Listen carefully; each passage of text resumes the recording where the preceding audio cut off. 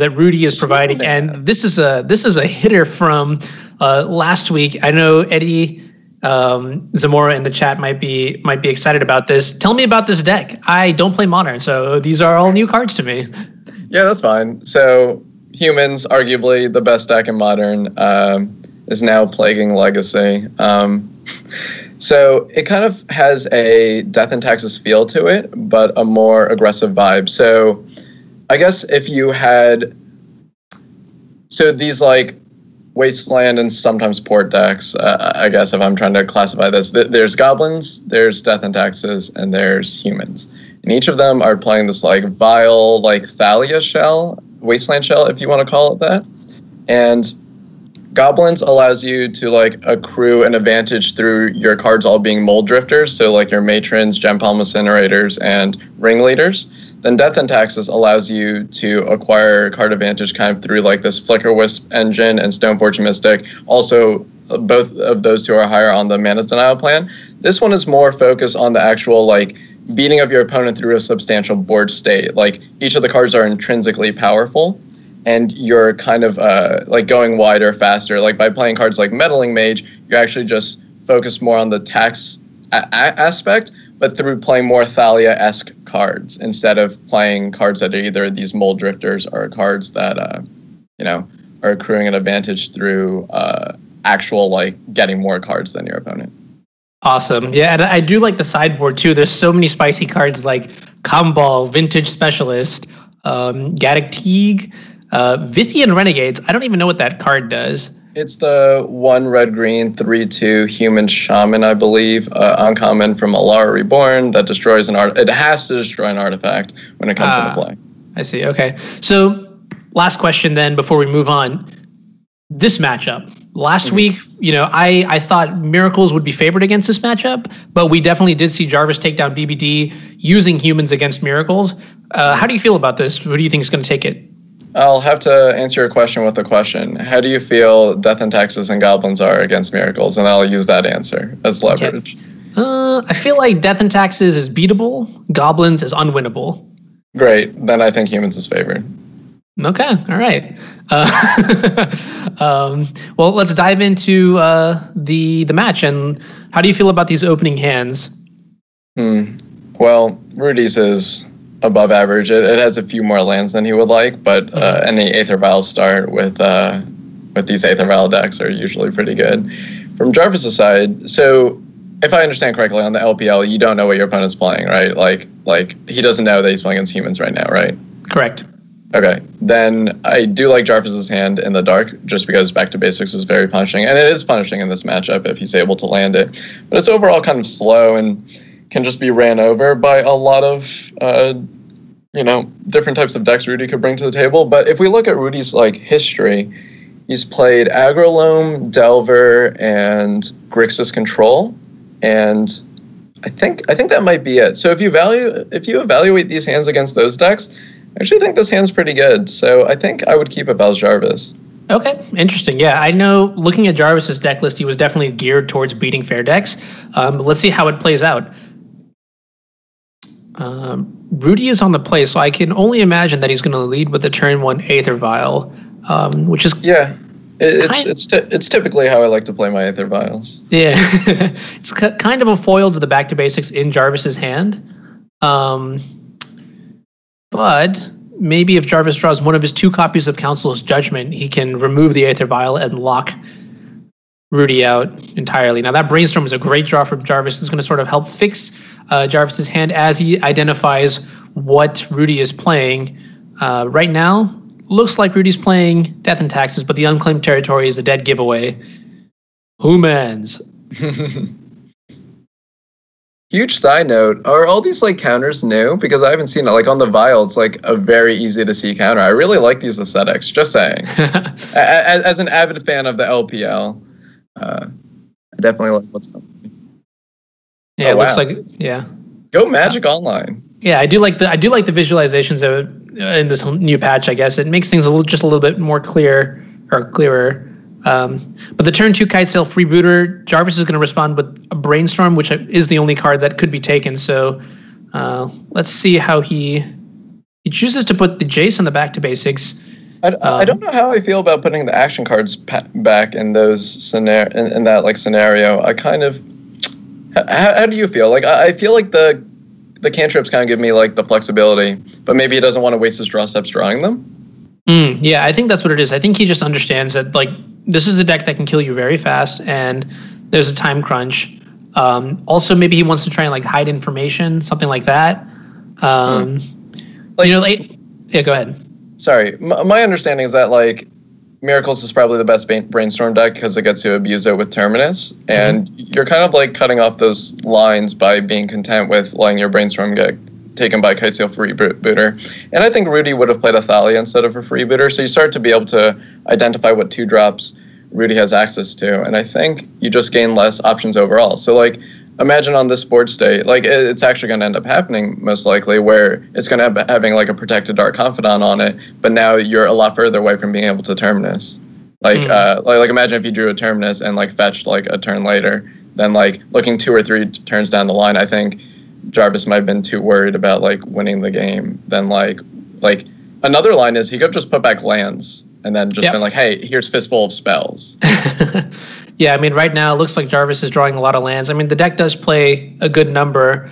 I guess he's okay. So he's not playing the back to basics here because he identifies that the Vial is going to sort of circumvent that, and instead is electing to hold up Snapcaster Mage and a Brainstorm to potentially draw some better cards.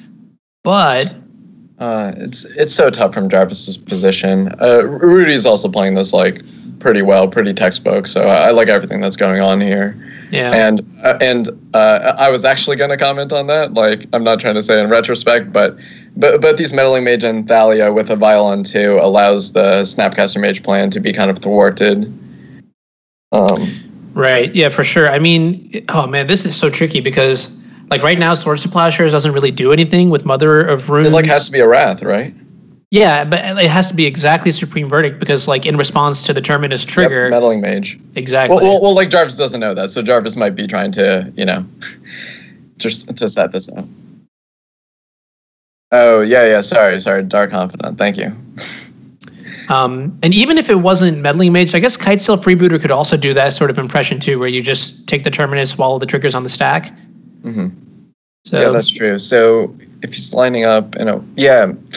Unfortunately, this is like the exact board state I was worried about with the Freebooter line. I know it's hard to see these turns in advance, but it's kind of our responsibility as legacy players to try to not get in these types of spots, right? Like a lot of people that are newer to legacy are worried about like, okay, I'm just going to get Wasteland out of the game, and then like all these situations where you're not allowed to play Magic. And Jarvis kind of like ended up taking a line that I kind of agreed with at the time, but like realized that like these cantrips are actually more important because you need to be able to sculpt the game in a certain way, and he just didn't have the tools due to how he chose to brainstorm there. Right, and the Weenie Beats are in. Rudy's going to take game 1 with a very disruptive start, embedded with Aether Vial and Card Advantage. So hit me with the sideboard details from the human side, because that's really what I'm interested in. Oh, geez. I'm going to have to lean in a little to see everything that's going on. All right, so...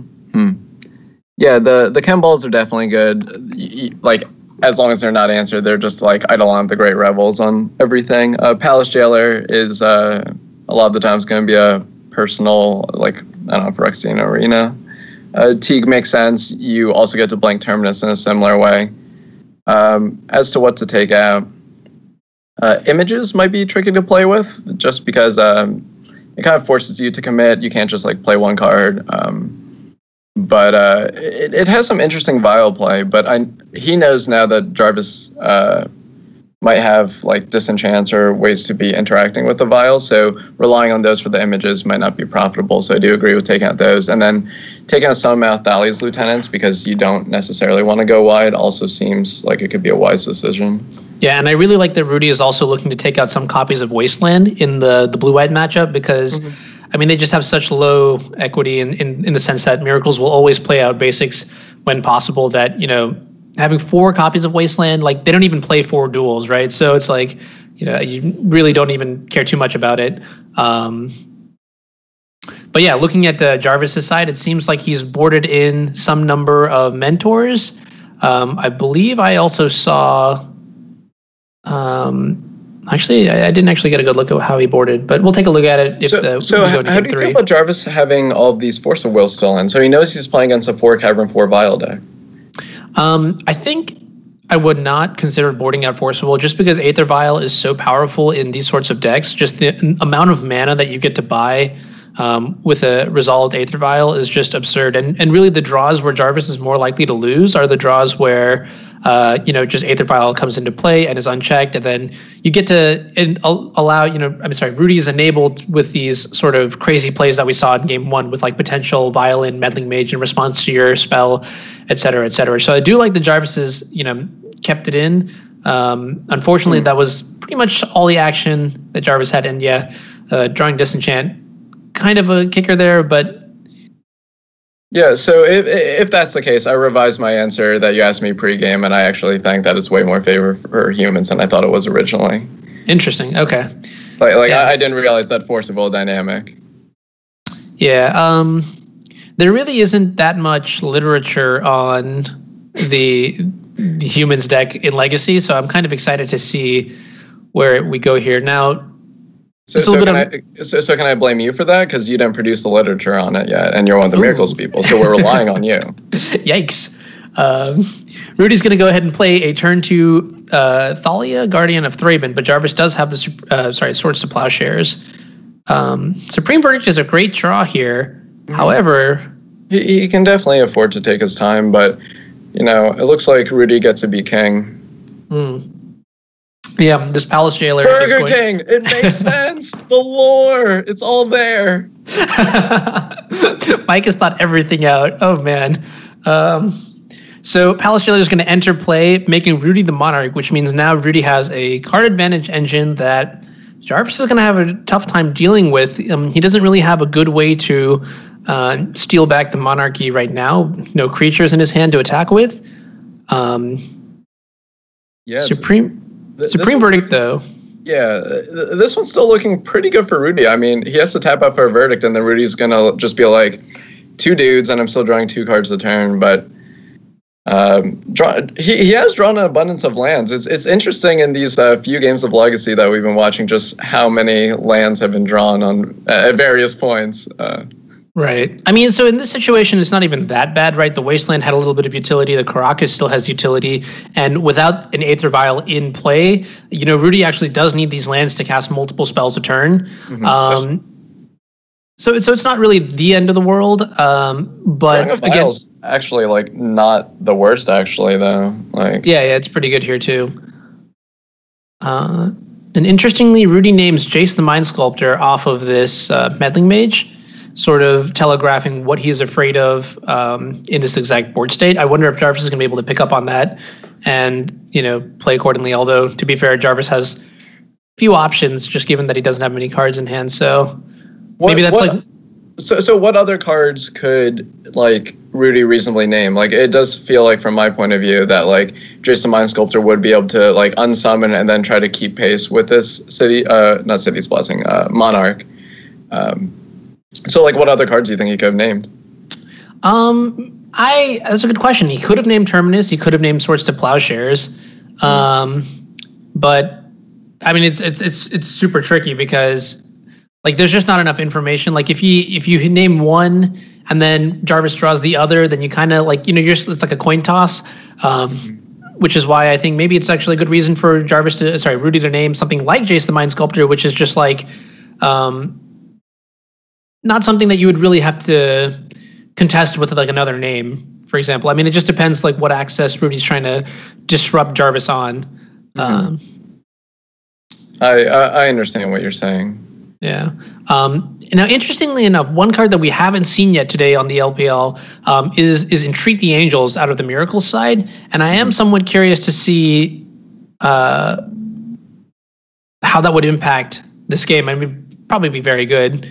To be completely honest, so all of these lands in play are on human, right? So in theory, he could play Cavern of Souls if he ever wants to play this Teague to make sure that it doesn't get countered. For sure. Playing a Palace Jailer is Emrakul. Yeah, it's just forever jellyfish. Right. Now let's see. Do you think Rudy's going to attack here? Because this is now that Jarvis has finally found the Snapcaster Mage, you gladly take the 2 here, right? And then just end step plow the Palace Jailer and steal the Monarchy. Yeah. Yeah, you need to gain some traction against all of these cards that are being drawn. Right. The thing I was actually most interested in is the playing Palace Jailer instead of War Priest of Thune. So I don't think counterbalance. Never mind. It's back to basics. Okay. No, I agree with that now. Right. Makes sense. Actually, I take that back. I might not necessarily. Okay, no, I agree with that. Yeah. you need to have the Thune in hand. Yeah, I don't know. So one issue, one utility for Palace Jailer keeping it in your hand is that, like, let's say that Rudy does lose the Monarchy somehow, and can't take it back. Yeah, exactly. He can just forcibly take it back with the Palace Jailer, sort of solve some problems there. That was kind of my. Yeah, the whole Monarchy thing is so, like, unintuitive sometimes. Like, I didn't even know Palace Jailer was different than Fiend Hunter until, like, 2 years later. Or I don't even know how long it's been out, but some long time. It is a weird dance. I like this Burger King hat we got going on. LPL's great. Now, the good thing is that with the Monarchy, like, Jarvis is slowly gaining traction back into the game here. Like, he's drawing into multiple copies of accumulated knowledge. Now he's going to draw 3 copies here, probably keeping the white open to potentially draw Swords to Plowshares. So this game has started to turn into an example of what I like to call in Legacy the power of blue.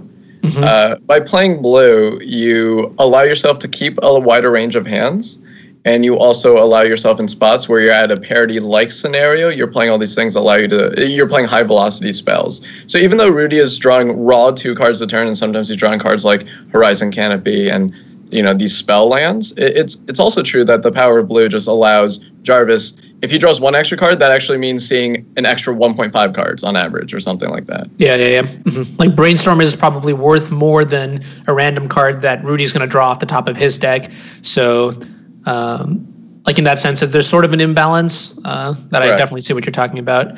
Now that being said, Rudy finally did find a second Cavern of Souls, which I do imagine he's going to put on, Kithkin or Advisor. He's very clearly been waiting the whole time, not deploying the Scatic Teague. I think that's a misstep. I think he should have played Cavern of Souls on Advisor or Kithkin or whatever. Okay, yeah. That being said, Jarvis finds a Ponder for the turn. We're looking to, I don't know, what are we even looking for here? Ooh, Terminus is pretty good, right? There's a Swords in the yard, correct? Yeah, there is. Yeah. I'll take Swords for 200, Alex. Yeah, so he can kind of just set up this Terminus, right? Like, he gets to just snap, plow the Teague, block. Yeah, and I even wonder if, we want to go down that line, right? Maybe we just draw the Terminus. How else are you going to get rid of the Teague, though? Oh, you want to draw the Terminus this turn? Yeah, so I'm thinking like next level, right? So we draw the Terminus, play the land, fetch away the other 2 lands. We can ambush Viper with the Plowshares as well on the end step, whatever. Just make sure that we don't die. Take the Monarchy and then just hard cast Terminus because the Gaddock Teague is going to get bounced to the hand by Caracas. Oh. Maybe that's one way to look at it. I guess Jarvis is considering what his options are. So you're saying you have to Snapcaster and then end of turn plow the Teague, and then you kind of just have to deal with this Teague every turn? Yeah, I mean, it's tough. Yeah, I mean, like, given the cards that Jarvis has right now, he's not. I don't know if he's exactly going to be in a winning game state unless he finds a lot more stuff. So. Okay, I thought about it more. I think I like your play. I think we can't afford to draw this many dead cards. So drawing that Tundra is way too bad. So I do think that drawing the Terminus and then being able to play the fetch land to shuffle away the 2 lands is the only way Jarvis can gain traction. Ooh, that's dirty. Oh, man. Yeah. An uncounterable combo comes into play now. Jarvis is just... I know Jarvis knows what this card is. He's definitely played enough Vintage to have seen this card multiple times over, but I just don't... What does Jarvis even do now? Yeah, he might have actually just like physically fallen out of his seat because it's one of the better cards that could be played here, and then he was just getting back in. Yeah. So yeah, Jarvis is going for the line that he's kind of obligated to do, which is being able to plow this Teague on end step. So one thing that does happen though is that he's going to get back the verdict when he does end up terminusing. So he can keep this Teague and cohorts in check for a little bit. But it's going to be an uphill battle for Jarvis here. Yeah, definitely. And I mean, looking at the board too, or looking at the hands, like Rudy also does have Dark Confidant to follow up, which is a heavy hitter in this matchup. Just drawing extra cards is something that I'm always mortified about when playing, Miracles. Or when my opponent draws extra cards. So this is tough. If I were Rudy, I would play a Cavern on Kithkin or Visor sooner or later, just in case I end up drawing Horizon Canopies from these King triggers or whatever you want to call them. Gotcha. But it looks like he's going to name Human here. Maybe he wants to deploy. Okay, no, he's not going to play the Confidant here. And I kind of like that. I like him not. I mean, he's already got a very powerful board state. Very lethal board state. There's no reason for him to, win more in this situation. So, like we described, end of turn sorts to Plowshares, which, screams one thing and one thing. Oh my God, Jarvis is so lucky. How could he draw the card he knew about? Yeah, I've had some pretty crazy blind terminuses. In fact, this Sunday, I was playing in the Legacy Challenge, and my Briksza's control opponent had a True Name, and it was just swinging.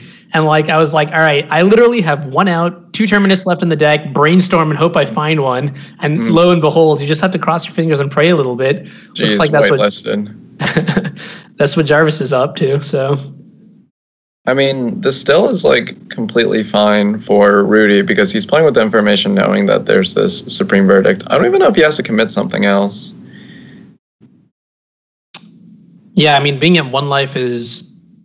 I guess playing both your Legends makes sense because you just have Caracas that can save 1. Oh, no. This makes sense because then the Teague stops the Verdict. But if there's no... If there's no plow in the graveyard, I think I dislike playing the 3rd creature. Okay, yeah. And I think we knew there was a Flooded Strand there, so that means Jarvis was just trying to buy some more looks at what is in Rudy's deck. But yeah, Rudy's going to take this match 2-0. Once again, we see Humans beating Miracles. If this continues, I might have to say that, Humans is actually just favored against Miracles. So, I mean, we're all humans, so it's just 50-50 in every match. Yeah. But that was pretty exciting. I'm not really used to... I mean, we just saw how a lot of what Rudy brought to the table was just mechanics that Jarvis couldn't really interact with too well. So we saw Cavern of Soul. Cavern of Souls, we saw Palace Jailer as another way. And then after that, it was just the Caracas Legendary interaction too. So those are all... Yeah, it's definitely what I was trying to emphasize the difference between Goblins and Death and Taxes with his Humans deck is, while being very disruptive, it's presenting more cards to the table that's able to be the beatdown plan with. Whereas, Goblins and Death and Taxes focus more on the ability to acquire more cards. But Palace Jailer kind of just bridges that gap very nicely between the decks. Right, for sure.